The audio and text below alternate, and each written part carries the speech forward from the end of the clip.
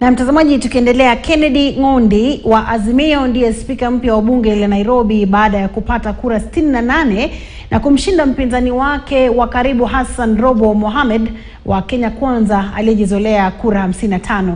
Mzozo baina ya upande wa Azimio na ule wa Kenya Kwanza ulitishia kusitisha shughuli katika bunge hilo kwa vurugu zilizotokea.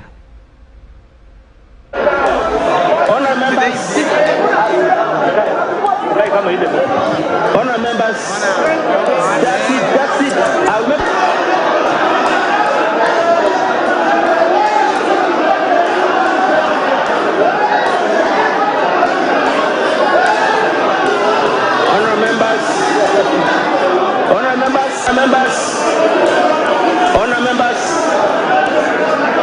Honour members, get seated. I will make a communication.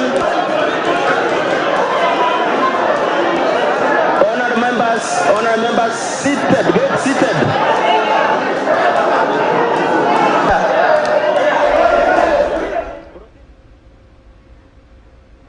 Honour members,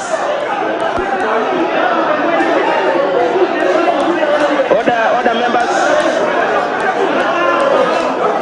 order members, order.